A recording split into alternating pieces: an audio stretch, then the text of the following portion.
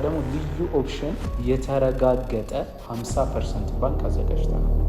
ይህን አግሪመንታቸው ላይ የምንጽፍላቸው ገበያው ላይ ከሚጠራው በጣም በግማሽ የሚወረደ ዋጋ ሊጠራ ይችላል። ነገር ግን ሰው ተቻክሎ ቅናሽ አገኝ ነው ብሎ ይገባል። ነገር ግን ኖቲስ የማያደርገው ግሮስ እና ኔት ኤሪያ የሚባል ነገር አለ።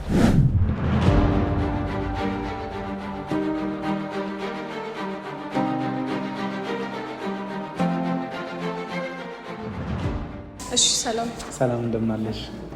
ራስህን እስቲ ያስተዋውቅልኝ። እሺ በጣም ጥሩ። እኔ ሚኪያስ እባላለሁኝ።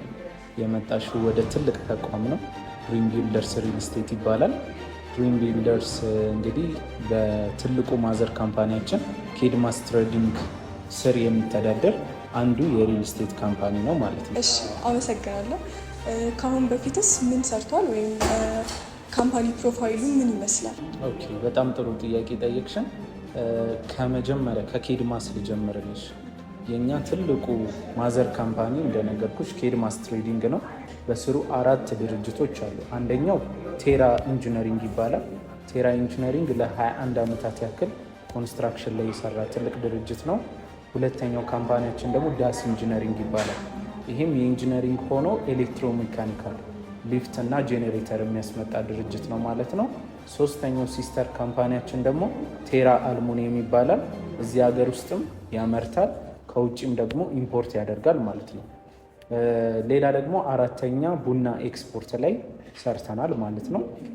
ስለዚህ አገር ውስጥም ውጭም ላሉ ቢዝነሶች በደንብ የሰራ ድርጅት ነው። በድምሩ ከ26 ዓመታት ያህል ልምድ አላቸው እያንዳንዱ ድርጅት ማለት ነው።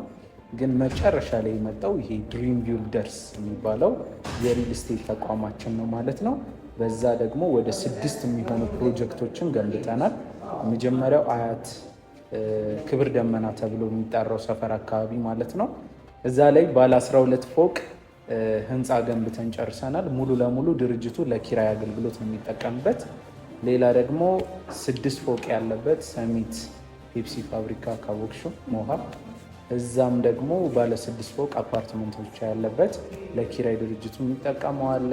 ሌላ ተጨማሪ ደግሞ 2 ፕሮጀክቶች አሉ። ለምሳሌ አሁን ያለንበት ቢሮን ጨምሮ ከእሱ አጠገብ ሌላ ለቢሮ አገልግሎት የምናከራያቸው ቢሮችን እንዴት አየሽ? ፋንሲ ያለ በጣም አሪፍ ነው። በጣም በፍሎር ልክ እንደዚህ አይነት ቢሮዎች ይኖራሉ። ሙሉ ፍሎሩንም መከራየት ይችላሉ። ካልሆነ ደግሞ አንዷን ብቻ ሲንግል መከራየት ይችላሉ። ያንን ሲከራዩ 2 ባዝሩም ያገኛሉ ማለት ነው። ግን ያው ዋናው የመጣ ነው ኪራዩ ላይ ሳይሆን የቤቱ ጉዳይ ላይ ስለሆነ ድሪም ቢልደርስም በጥራት የሚያስገነባ ድርጅት ነው።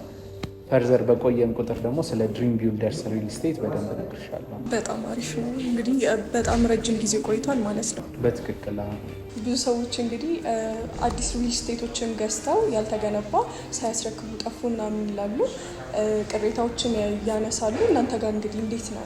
በምን ያክልስ ጊዜ ታስረክባላችሁ?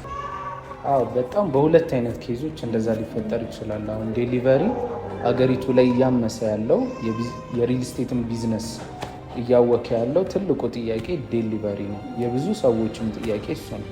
ይሄ በሁለት ምክንያቶች ሊካሄድ ይችላል። ለምሳሌ ድርጅቱ የሚገዙትን ሰዎች ብር እየጠበቀ የሚገነባ ድርጅት ከሆነ እነዛ ሰዎች ካልከፈሉ ግንባታውን ማካሄድ አይችልም። በኋላ ላይ ግንባታ ይዘገያል። በሁለተኛ ደረጃ ደግሞ ድርጅቱ አቅም አለው፣ ሰዎቹም ኮሚትመንት ናቸው ለመክፈል።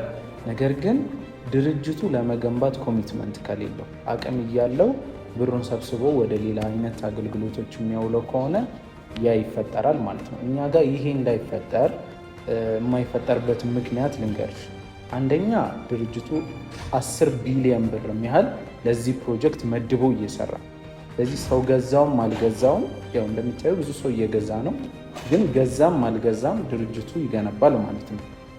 እንደነገርኩሽ ደግሞ 6 ፕሮጀክቶች ኦልሬዲ ለኪራይ አገልግሎት ራሱ ይጠቀምበታል። ማንም ሰው ባይገዛው እንኳን ያንን ፕሮጀክት ይዞ ቢያከራየው ይመርጣል። ምክንያቱም ሎኬሽኑ ሲኤምሲ ላይ ነው ያለው፣ አፍሪካን ኮንቬንሽን ላይ ነው እየተገነባ ያለው። አስቢው፣ እዛ አካባቢ የሚመጡ ተከራዮችን አስቢያቸው። ከትምህርት ቤት አንጻር እንኳን ወደ 6 ኢንተርናሽናል ስኩሎች አሉ።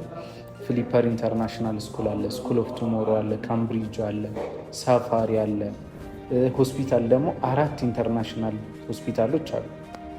አንደኛው ፍቅረ ማርያም አጠቃላይ ሆስፒታል፣ ከኛ ሳይት ጀርባ ደግሞ ICMC ሆስፒታል አለ።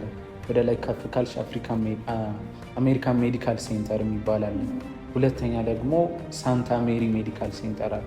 እነዚህ ሁሉ ኢንተርናሽናል ሆስፒታሎች ናቸው ማለት ነው። ስለዚህ ሰው ከኑሮ አንጻር የሚመርጠው ቦታ ነው። ስለዚህ ቢያከራይ ኢቨን ከኛ ፕሮጀክት አንጻር አብዛኞቹ የተሸጡት ባለ 3 መኝታዎቹ ናቸው፣ ትልልቅ ካሬዎቹ። ያ ማለት እዛ አካባቢ ላይ ከፍተኛ የሆነ የኑሮ ፍላጎት አለ ማለት ነው። ሰው ለመኖር የሚመርጠው ቦታ ነው የሚል አሰምሽን ይሰጥሻል ማለት ነው። ምንም አይነት ጥርጥር የላቸውም እያልክ ነው? ምንም አይነት ጥርጥር። ስለዚህ ሰው ባይገዛ እንኳን ድርጅቱ ለኪራይ ያውለውና ይቀጥል 10 ቢሊዮን ብር ለኪራይ መጠቀም ይችላል ማለት ነው። በጣም አሪፍ። ከሌላ ደግሞ ኮሚትመንት ብንዘገይ አይደለ? አንደኛው ደግሞ ድርጅቱ ኮሚትመንት ከሌለው ነው አልኩሽ አይደለ? ኮሚትመንት እንዳንዘገይ ደግሞ እኛ ውሉ ላይ ምን አስገባን?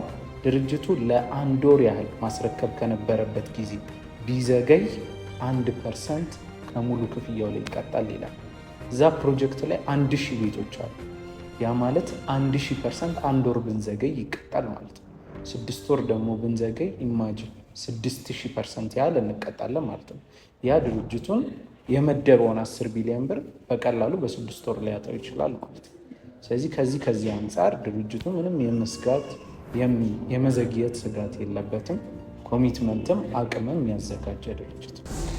እሺ እንግዲህ ድሪም ሪል ስቴት በአሁኑ ሰዓት በኢትዮጵያ ውስጥ ትልቁ ሪል ስቴት ከነሱ ውስጥ ይመደባል። እንግዲህ ምን አዲስ ነገር አለ? ያው እንግዲህ ትልቁ የኛ ትልቅ ካምፓኒ ነው የምንልበት ምክንያት የጀመርነው ይሄኛው ፕሮጀክት CMC ላይ ያለው ፕሮጀክት 23,000 ካሬ ሜትር ላይ ነው ያለው። በጣም ትልቅ ኮምፓውንድ ነው፣ ጌትድ ኮምፓውንድ ነው። በጣም ጥበቃው ሴኪዩርድ የሆነ ነው። ለምን ካልሽኝ በውስጡ የኛ አፓርትመንቶች ባሉበት ኤሪያ ባለ 5 ኮከብ ሆቴል እያስገነባ ነው። በጣም ኃይለኛ ሃይ ኳሊቲ የሆነ ስታንዳርድ ነው ያለው። በሴራሚክ ዙሪያ ስታንዳርድን የጠበቀ ነው። ባዝሩም፣ ኪችን፣ ሁሉንም አጠቃቀም ሩሞቹ 5 ኮከብ ስታንዳርድ ያላቸው ናቸው። ስለዚህ ይህን ያክል ሴኪሪቲ ያለው አዲስ አሁን ለምሳሌ ሪል ስቴት ላይ አልተለመደም። ባለ 5 ኮከብ በውስጡ ሆቴል ያለው አፓርታማዎች አልተለመደም። ሱቅ ያለው ሊኖር ይችላል ምንም ነገር። እንግዲህ ባለ 5 ኮከብ ሆቴል አለ። ገዢዎች ደግሞ በሱቅ አይረበሹም። ከአንደኛ ፎቅ ጀምሮ እኛ ጋር ቤት አለ። ከአንደኛ ፎቅ ከግራውንድ ጀምሮ መግዛት ይችላሉ ማለት ነው። እሺ እንግዲህ እስካሁን የሰማነው ነገር በጣም አሪፍ ነው። ያከፋፈል ሁኔታዎች ውስጥ እስቲ እንዲህ ምን ይመስላል? ከባንክ ጋር ታገናኛላችሁ? በጣም ጥሩ ጥያቄ እዚህ ጋር ጠየቅሽን። የእኛ ድርጅት ፍሌክሲብል አይነት ፔመንት ሜተድ ነው ያዘጋጀው። ያ ማለት አቴ ታይም አሁን ብዙ ቦታ ላይ ብዙ ክፍያ ይጠየቃል አይደለ? በአንድ ጊዜ ከፍ ያለ ክፍያ።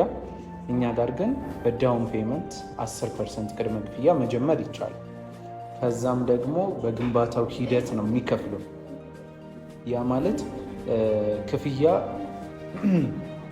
ያ ማለት በግንባታው ሂደት ነው የሚከፍለው ማለት ሪል ስቴት ላይ 3 አይነት አከፋፈል መንገዶች አሉ እንደምታውቂው። አንደኛው ጊዜን መሰረት ያደረገ አከፋፈል ነው። እኛ ጋር ይሄኛው ተቀባይነት የማይኖረው ምክንያት ደንበኛው ኮሚትድ ሆኖ በየ3 ወሩ ቢከፍል፣ እኛ ግን ባንገነባ ውል እስከሰጠነው ድረስ በየ3 ወሩ ትከፍላለህ እስካልነው ድረስ ደንበኛው መክፈል ግዴታ ይኖርበታል። ይሄ ለደንበኛው ላይ መች ይችላል እኛ ባንገነባ። ሁለተኛው ደግሞ ፐርሰንት ቤዝድ ነው። ፐርሰንት ቤዝድ ብዙ ኢንጂነሪንግ ባክግራውንድ ለሌላቸው ሰዎች በጣም ያሰጋል። ያ ማለት አንድ ህንፃ ፋውንዴሽኑ ተጠናቀቀ ማለት 30% ግንባታውን ጨረሰ ማለት ነው፣ በኢንጂነሪንግ ህግ ማለት ነው። ስለዚህ 30% ሲደርስ ክፍያ ክፈል የሚል ውል ላይ ያስገብተን ከሆነ ፋውንዴሽኑን ብቻ ሳይ 30% ደርሳቸዋል እንደ ይላል። ባክግራውንዱ ለሌለው ሰው ጥያቄ ስለሚፈጠር ይሄ ደግሞ እኛን ይጎዳል። ስለዚህ ምን አደረግን? ፎቁን ተከትሎ የሚሄድ ያከፋፈል ስርዓት ማለት ነው፣ እሱን አዘጋጅተናል ማለት ነው። ስለዚህ ፕሮግረስ ቤዝድ ይባላል። 10% ይከፍላሉ። 3ኛ 8ኛ እያለ ሲደርስ ክፍያ ይከፍላሉ። ከዛ ደግሞ ልዩ ኦፕሽን የተረጋገጠ 50% ባንክ አዘጋጅተናል። ይህን አግሪመንታቸው ላይ የምንጽፍላቸው ማለት ነው። ይህንን አዘጋጅተናል። እሺ ከሌሎች እንግዲህ ምን ይለያቸዋል? ምን ይለየናል ትላላችሁ? ኦኬ ዋነኛው ነገር ኮምፓውንዳችን ሌክዠሪየስ ነው። 5 ኮከብ ስታንዳርድ ነው። ይህ በጣም ለየት ያደርገናል። ከዛ ለደንበኛው ደግሞ ያከፋፈል ነፃነት መስጠታችን፣ የተረጋገጠ ባንክ ብድር መስጠታችን ይህ የተለየ ያደርገዋል። አሁን በጣም ብዙ ሰዎች እዛ ሲኤምሲ አካባቢ ላይ ስሙ የሚጠራ አንድ ሪል ስቴት አለ። ከዛ እንዳመለጣቸው ብዙ ሰዎች ፊል ያደርጋሉ። ያንን ሁለተኛ ቻንስ ነው እድል እየሰጠን ያለ ነው ማለት ነው። ስለዚህ ያንን እድል ሰው ቢጠቀምበት ይሻላል ያደርገዋል። በመጨረሻም ገዢዎች ምን ማየት አለባቸው ወይም ምን ማስተዋል አለባቸው? በጣም ጥሩ ጥያቄ ጠየቅሽን። አሁን ብዙ ሰው የማያስተውለው ነገር በካሬ የተወሰነ ዋጋ ቅናሽ ይባላል። ማለት ገበያው ላይ ከሚጠራው በጣም በግማሽ የሚወረደ ዋጋ ሊጠራ ይችላል። ነገር ግን ሰው ተቻክሎ ቅናሽ አገኘው ብሎ ይገባል። ነገር ግን ኖቲስ የማያደርገው ግሮስ እና ኔት ኤሪያ የሚባል ነገር አለ።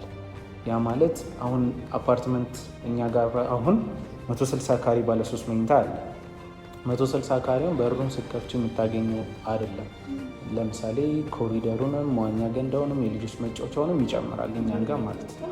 ስለዚህ ግሮስ ኤሪያ ይባላል ማለት ነው። ኔት ሲመጣ ላይ ቤቱን ከፍተሽ የምታገኘው የቤቱ ስፋት ይሆናል ማለት ነው። ስለዚህ ብዙ ሰው የማያስተውለው ነገር በካሬ በጣም ቅናሽ ይሆናል። ኔት ኤሪያው ግን በጣም አሁን ለምሳሌ 200 ካሬ ተብሎ 100 ካሬ ቢሆን ቤትሽ ኔት የሚያርፈው 100 ካሬ ሉዝ እያደረግሽ ነው፣ ማትኖሪበትን እየከፈልሽ ነው ማለት ነው። እኛ ጋር ግን ለኮመን ኤሪያ 17% ብቻ ነው የምናነሳው።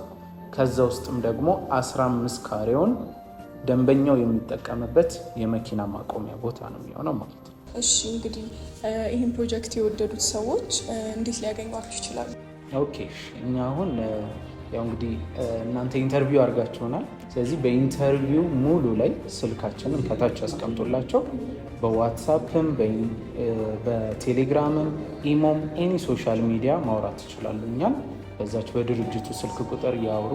ተስፋዬ ብለው መደወል ይችላሉ። ወይ ድሪም ቢልደርስ ፈልገነው ነው የደወልነው ብለው ማውራት ይችላሉ። እናመሰግናለን።